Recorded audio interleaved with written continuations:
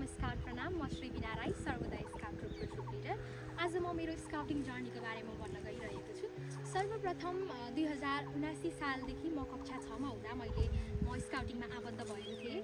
सुरुमा त मेरो साथीहरू मात्र स्काउटमा आबद्ध हुनुहुन्थ्यो र मैले उहाँहरूले गर्नुभएको क्रियाकलापहरू देखेर म पनि एउटा उत्साहका साथ स्काउटिङमा आबद्ध भएको थिएँ र जब स्काउटिङमा आबद्ध भएँ त्योदेखि मैले छुट्टी अनुभव गर्न पाएको छु। क्याम्पहरूमा बस्दाखेरि त्यो क्याम्प फायर कसरी हुन्छ, क्याम्पको नीति नियमहरू कस्तो हुन्छ, हाम्रो छुट्टै रमाइलो गर्ने र क्याम्पभित्र हुने कुराहरू चाहिँ कस्तो हुन्छ भन्ने कुरा अनुभव गर्न पाएँ। मुख्यमन्त्रीज्यूहरूसँग भेट्न पाएँ, उहाँहरूसँग अन्तर्क्रिया गर्न पाएँ र त्यति मात्र नभएर जुन त्यो हामी फ्यालेको सामान हुन्छ त्यसलाई चाहिँ रिसाइकल गरेर कसरी प्रयोग गर्ने भन्ने कुरा चाहिँ स्काउटिङले मजाले बुझाएको छ र सहानुभूति अनि सहकार्यमा काम चाहिँ कसरी गरिन्छ भन्ने कुरा स्काउटिङले मजाले सिकाएको छ। यति मात्र नभई स्काउटिङले हामीलाई हरेक पल हरेक क्षण केही नयाँ नयाँ अवसर दिइरहेको हुन्छ। जस्तै अहिले भर्खरै पनि डिएमटी भयो, धेरै स्काउटरहरूले पनि एउटा अवसर पाउनुभयो। हामीले यो स्काउटिङको सर्टिफिकेटबाट पछि विदेश जान पनि हामीलाई सजिलो हुने रहेछ भन्ने पनि मैले कुरा अनुभूति गरेको छु।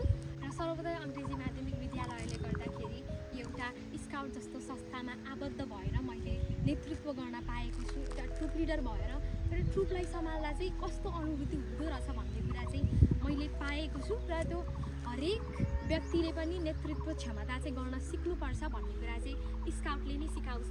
अलिकति अगाडि गएर बोल्न डर लाग्थ्यो, त्यो बोल्ने पनि आजभोलि सजिलो भएको छ।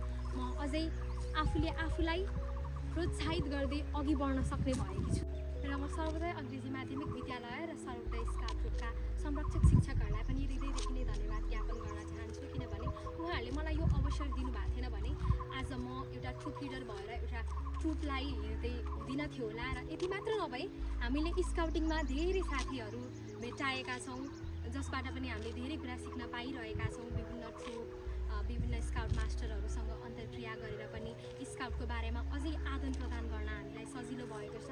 उहाँहरूलाई पनि धेरै धेरै धन्यवाद। यसरी नै हाम्रो आगामी दिनमा पनि स्काउटिङ यात्रा राम्रो रहोस् भन्ने मेरो आशा छ।